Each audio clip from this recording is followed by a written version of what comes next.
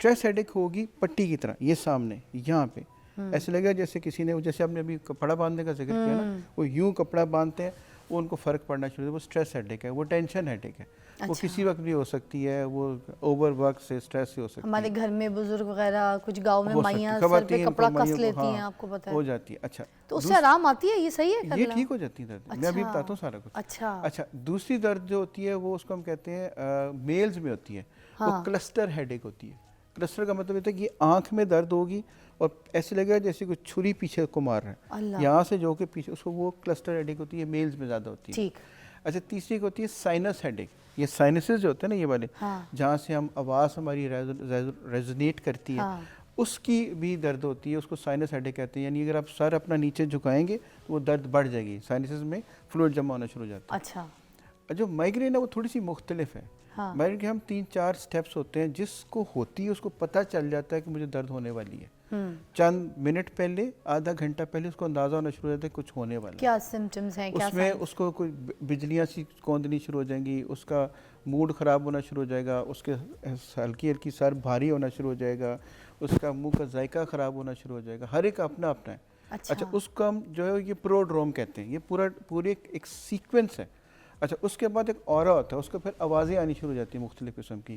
कुछ लगेगा कोई बंदा बोल रहा है, कोई लगेगा कोई एबनॉर्मल साउंड्स, मुझे कानों के साउंड क्लाउड्स खुल जाते हैं, कुछ ऐसा होता है। देख से कि जी मुझे पता लगना शुरू हो जाता है कि मुझे दर्द होने वाली है। अच्छा, उसके बाद फिर दर्द शुरू हो जाती है। सर कुछ लोगों को लाइट भी बहुत इरिटेट करती है, चीखते हैं कमरे में लाइट बुझा दो, वही बताने लगा, गाड़ी नहीं चला सकते। हाँ, वो जब दर्द का अटैक आ जाता है ना, फिर क्या होता है, फिर रोशनी बुरी लगती है, आवाज़ बुरी लगती है, फिर आपको जो मसरूफियत है वो बुरी लगती है, फिर किसी को चक्कर आते हैं, किसी को मतली होती है, किसी को वॉमिटिंग होती है, किसी के पट्टे कमज़ोर होना शुरू हो जाते हैं, किसी को ओवरऑल वीकनेस शुरू हो जाती है, कोई लेट जाते हैं, कोई टीवी नहीं देख सकते, काम नहीं कर सकते। सो वो अटैक 2-3-4 घंटे से लेके 3 दिन 4 दिन तक मुसलसल चल सकता है। अच्छा। और उसके बाद जब ये ख़त्म हो जाता है तो फिर भी एकदम ख़त्म नहीं होता अक्सर औक़ात, उसके बाद भी थोड़ी देर कन्फ्यूजन रहती है, बंदा फिट नहीं होता, मेंटली अलर्ट नहीं होता। सो एक पूरा एक समझे एक सीक्वेंस ऑफ इवेंट्स है माइग्रेन का, तो इसको आप डायग्नोस कर सकते हैं। मुसीबत इसमें यह है कि ये किसी ब्लड के टेस्ट में, किसी अल्ट्रासाउंड में, किसी MRI में, किसी CT स्कैन में माइग्रेन डायग्नोज नहीं होती। तो इसको क्लिनिकली डायग्नोसिस है ये सारे का सारा। अच्छा, अब ये जो कॉलेज स्कूल के स्टूडेंट्स होते हैं जिनको अगर ये सारा माइग्रेन वाला प्रॉब्लम शुरू हो जाता है तो उनको तो पढ़ने में बहुत तकलीफ होती है, they can't even read the copy, the notes, anything. तो वो फिर बेचारे इस सिचुएशन में क्या करें? आपको पता है फिर माइग्रेन का अगर प्रॉब्लम चल रहा है, किसी को 7-7 दिन, किसी को 10-10 दिन, किसी को 5-5 दिन, वो सीवियर होता जाता है। क्योंकि मेरी फैमिली में कुछ बच्चों को तो है, मुझे पता है, तो वो जो सिचुएशन चलती है तो ये है। अब आप इसके बारे में बताएं कि ऐसे स्टूडेंट्स जो पढ़ रहे हैं, बेचारे काम कर रहे हैं, उनके लिए कितना मुश्किल है, क्या करें? ये सिर्फ स्टूडेंट्स तक नहीं है। सपोज आप हैं या कोई बंदा कंप्यूटर का काम कर रहा है, ऑफिस में है, मीटिंग में है, किसी इंपॉर्टेंट टास्क के ऊपर है, उसको दर्द शुरू हो जाती है एकदम, तो वो क्या करे? बातें सबकी कॉमन है। ये ऐसे भी शुरू हो सकती है, ऐसे भी शुरू हो सकती है। आम बंदा भी बिल्कुल ठीक है, उसको एकदम से शुरू हो जाएगी, एकदम शुरू हो जाएगी। यही तो मसला है। अच्छा। आपको ड्राइविंग करते शुरू हो सकती है, किसी वक्त भी शुरू हो सकती है, इसका तो टाइम तो है ही नहीं है ना। कई मौक़ों पे टाइम बाज़ औक़ात लोगों का फिक्स होता है, लेकिन अक्सर इसी दर्द की, यही तो डर रहता है लोगों को कि मुझे कहीं भी शुरू हो जाएगी। हमने अब करना 2 काम करने होते हैं। हमने उनको ये बताना होता है कि अगर दर्द शुरू हो जाए तो क्या करना है। और सर हम ब्रेक ले लेते हैं, ब्रेक के बाद आपने पहले तो हमें यहाँ पे सोल्यूशन बताना है कि हम इससे बच कैसे सकते हैं, क्योंकि हमें माइग्रेन का भी ना हो या आधे सर का दर्द भी ना हो।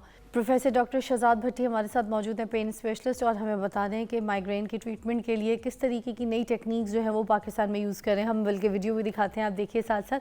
हाँ जी, बताती जाइएगा ताकि हम वीडियो को एलैबोरेट करें। बेसिकली ऑक्सीजन है, ओजोन है, ये स्पेशलाइज्ड किस्म की ऑक्सीजन होती है जो जनरेटर्स में बनती है। इसको फ्रेश यूज़ कर सकते हैं आप, इसको ट्रांसपोर्ट नहीं कर सकते, कहीं ले जा नहीं सकते। अच्छा, ये स्किन के ऊपर लगाते हैं। सबसे बड़ी बात ये कि स्किन के इंजेक्शन अंदर नहीं जा रहा? नहीं, स्किन में, ये बिल्कुल ऐसे स्किन के ऊपर लगाते हैं, टच करते हैं। ये जैसे ये पेन है ना, ये देखिए। हाँ। इसको आप स्किन पे लगाएंगे, अंदर लगाने की जैसे PRP या कोई और चीज़ लगाते हैं उसकी ज़रूरत ही नहीं है। अच्छा। क्योंकि ये एब्जॉर्ब हो जाती है। अच्छा, ये जाके अगला सवाल कि ये करेगी क्या? हाँ। ये वहाँ पे अंदर जाके जो मसल्स हैं उनको रिलैक्स कर देगी जो पेन कॉज कर रहे हैं। ठीक है। फिर वो जो खून की नालियाँ जो लगेगी जैसे कि अंदर कोई चीज़ छक छक चलनी शुरू हो गई है, वो जो डायलेट हुई होती है वो अपनी जगह पे वापस आना शुरू हो जाती है। अच्छा। So it's very effective. हमने 4 या 5 इसके सेशंस होते हैं, एक आज किया तो एक हफ्ते बाद या 4 दिन बाद हम करते हैं, 4 5 6 लोगों के साथ, इससे कभी ज़्यादा सेशंस भी हो जाते हैं। लेकिन हमें ये पता है इसका नुकसान कोई नहीं है, इसका साइड इफ़ेक्ट कोई नहीं है।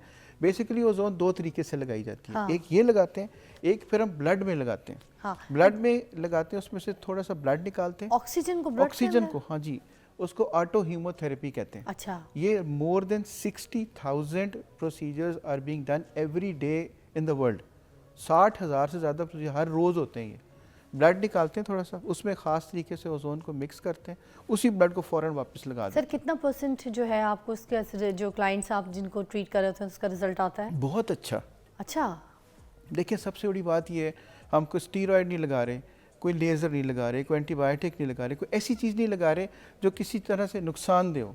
अच्छा। ये किसी का फ़ायदा तो दे सकती है। सर ये और क्या क्या काम करता है ये जो है ऑक्सीजन? हाँ, ये फिर हम ये स्किन में यूज़ करते हैं। अब हमारी बॉडी को क्या चाहिए टू ग्लो? 2 चीज़ें चाहिए, एक ऑक्सीजन चाहिए कि आपको ग्लो आए, नंबर 2 ब्लड सप्लाई इंक्रीज हो जाए। जैसे हम ब्लश करते हैं या किसी के गाल आपको रेड नज़र आते हैं, तो क्यों रेड नज़र आते हैं?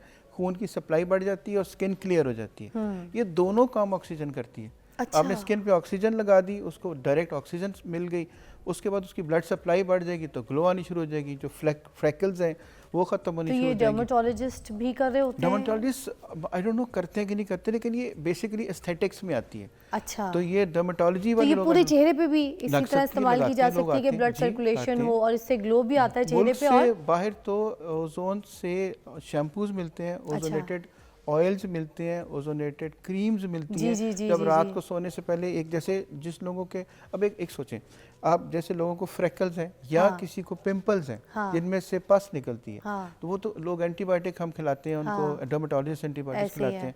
हम क्या कर सकते हैं कि उसी जगह के ऊपर एक इंसुलिन की नीडल से फ्रैकल के ऊपर ये ओजोन लगा देंगे। अच्छा। इससे बेहतरीन एंटीसेप्टिक आज तक नहीं बना। सिर्फ फ्रैकल्स का भी मुकम्मल इलाज है ये? बहुत बेहतर हो जाता है। कितनी सेटिंग्स करनी होती है? ये डिपेंड करता है कि कितने रेजिस्टेंट है और कितने ज़्यादा हैं। हर एक की वेरिएड है, लेकिन मुझे ये पता है कि हम ये ट्रेनिंग है बाकायदा, मेरी अमेरिका से फेलोशिप है ये, इसमें सर्टिफिकेशन है। पाकिस्तान में सिर्फ आप ही कर रही हैं? मेरा ख्याल है, मुझे मालूम नहीं कोई और करता है, मुझे नहीं मालूम। ये तो बड़ी अच्छी टेक्निक है, नई चीज़ है। इसमें नुकसान कोई नहीं है, सबसे बड़ी बात ये। तो बेसिकली ये ओजोन का समझे, ओजोन अगर बेसिकली देखा जाए तो 100 के किस्म इसके हम डिजीज में ट्रीट करते हैं इसकी, लेकिन हम जो ज़्यादा काम चूँकि पेन मैनेजमेंट करते हैं, so I do lot of pain things, ये तो समझे कि बाई प्रोडक्ट्स है। इसी पे प्रेजेंटेशन मैंने चंद दिन पहले इस्तांबुल में दी थी, इसीलिए टर्की में, उधर दुबई में दी थी। तो जितने एस्थेटिक्स के लोग हैं मैं उन तो कहता हूँ आप सीखें। मैंने तो स्टैटिक्स इतनी करता नहीं हूँ, लेकिन जिन्होंने करनी हो इसको सीखें, इसमें ट्रेन हो, लोगों को फ़ायदा पहुँचाएं। और ये वैसे भी इसके कोई साइड इफ़ेक्ट नहीं है, ये ना तो कोई बोटॉक्स है, ना कोई फिलर है, और ना ही इसके अंदर कोई ऐसा केमिकल है जो बाद में आपको जाके ना चिंगा पुंगा आपको जो है ना अजीब से रिएक्शन दे। Thank you so much professor doctor Shahzad साहब, आपने बड़ी अच्छी चीज़ें और ये ख़ास तौर पर जो नई टेक्निक हमारे साथ शेयर की है जो कि स्किन से रिलेटेड है, माइग्रेन का भी, सर दर्द का भी इलाज है, ऑक्सीजन जिसका कोई नुकसान नहीं है, इसके फ़ायदे तो हैं मगर नुकसान कोई भी नहीं है, साइड इफ़ेक्ट जिस चीज़ की ना हो तो वो बेहतर नहीं है क्या कि हम एंटीबायोटिक्स खाने से, लगाने से बेहतर हम ये काम करके देखें। तो विल ट्राई दिस, मुझे लगता है आपको भी ट्राई करना चाहिए। एक नई चीज़ थी, आज हमारे शो के तवज्जुह से आपको पता चला। थैंक यू सो मच, बहुत बहुत शुक्रिया।